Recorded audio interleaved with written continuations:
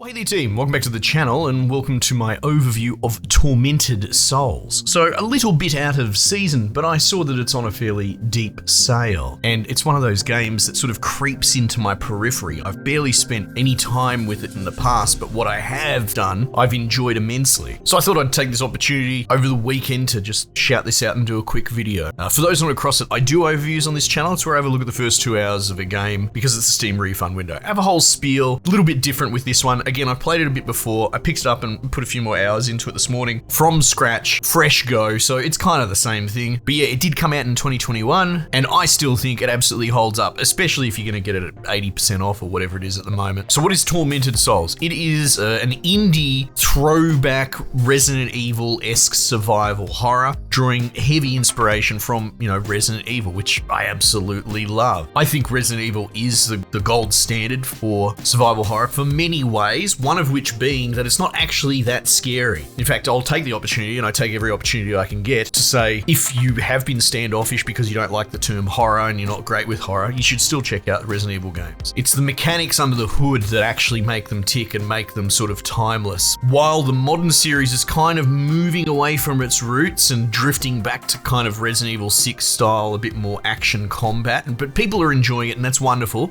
You still have these more indie projects that pop up and they kind of channel the original OG in many ways. So for Tormented Souls specifically, it's got the fixed camera angles. You can do tank controls if you want. It's very clever the way the controller thumbsticks work. So the thumbsticks are more modern and auto run, whereas you can use the D-pad to tank control. But yeah, it's the same idea, albeit in more modern technology, so you don't have the painterly backgrounds, you have fully realized 3D environments, and the environments in this are actually quite amazing because you're in this sort of mansion turned hospital kind of thing, and it's very cluttered. It's very of that era, and it feels kind of oppressive and almost claustrophobic, but at the same time being really well realized and decorated. So that's one of the strongest parts. But it's not just a love letter throwback, it's doing its own twists on the genre, notably like the inventory management and interaction, because generally speaking, the standard for these sort of games and Resident Evil is, you pick up items, you have limited inventory, and you can kind of inspect and have a look at them, read some notes, and all of that's here.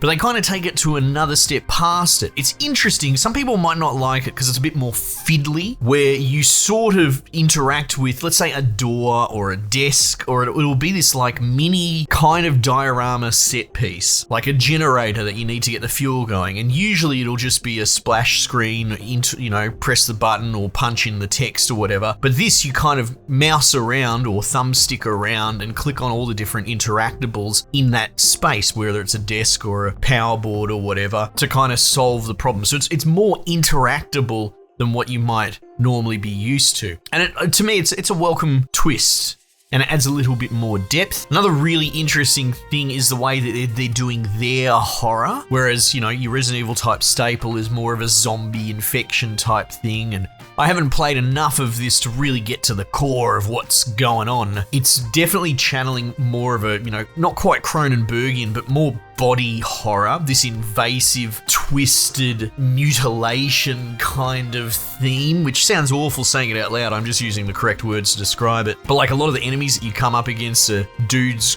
with friggin' like oxygen tanks on their backpack, wearing masks, missing legs, crawling around on the floor, and some dude with bloody Wolverine claws in a wheelchair. I guess it sounds a bit silly out loud, but in the moment, it's quite cool, actually. And a little bit like, do I really want to see around the corner what's making that noise? And I still think it's got one of the strongest intros of any sort of game as far as just getting you invested and laying the bloody stakes on the table. Because, and if I could be critical of something like Resident Evil, the characters in that have turned into mascots. They're all basically invincible. In fact, if you ever want any sort of stakes killing off a character through the course of a story, you introduce a side character, right? These guys are establishment and they're invulnerable and they punch boulders and all that sort of stuff, and they've kind of turned into character mascots. So this chick basically 5 minutes in during the intro gets knocked unconscious, abducted, wakes up full of bloody tubes, naked in a bathtub with one of her bloody eyeballs cut out as well. So pretty intense stuff, but it will make you sit forward in your chair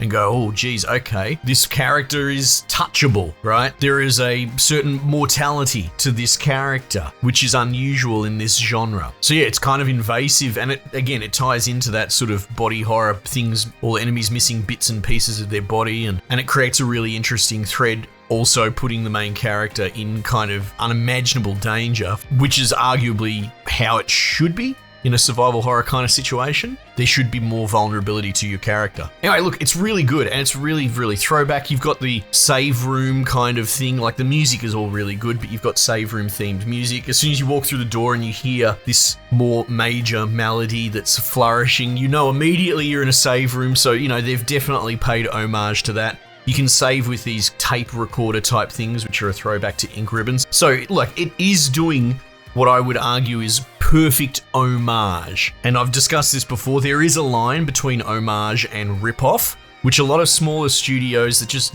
don't get it. It's their first attempt, and they're probably a super fan at heart, and they might be well-meaning, but they don't understand that just ripping off another game and making your cheap, shitty indie version of it does not constitute viable work product. So it can be a bit of a line, and it's difficult to sort of just lay down when you've crossed it, but this game doesn't even come close to it. Like I said, it's got whole cloth mechanics and ideas all through it taken from its inspirations, but done very tastefully. And I don't want to give away what little story there is in the little bit that I've played, but it's compelling. There's something going on. There's something going on with mirrors, and I think I know what's going on. I think I've got an idea, but I don't know for sure, but that's the point. It's a great little thread to pull on. And on top of this as well, the sequel's been announced in some form, coming soon, I believe, but I kind of get the feeling it might be coming sooner than we realize. I don't want to stray too hard into speculation. I don't really have anything to back that up. Anyway, check it out. If you are a fan of survival horror games, and look, even if you've listened to this video and you've thought, oh, I'm convinced maybe I will give survival horror a go, this wouldn't be a terrible first go, to be honest. Like, I reviewed Resident Evil 2 recently, had a GOG version release, but nostalgia's gonna carry a lot for that. I can understand if maybe you're a younger bloke or you just haven't played any of the original games, so you don't have those nostalgia roots built in, that you might be standoffish. It might be harder to get the appeal and hook with the sort of older graphics. This is arguably a great place to start, and then go down the laundry list, you know, Signalis, Conscript, all sorts of great stuff down there too. Anyway team, much as leave it there for the time being. I'll catch you guys on the next one.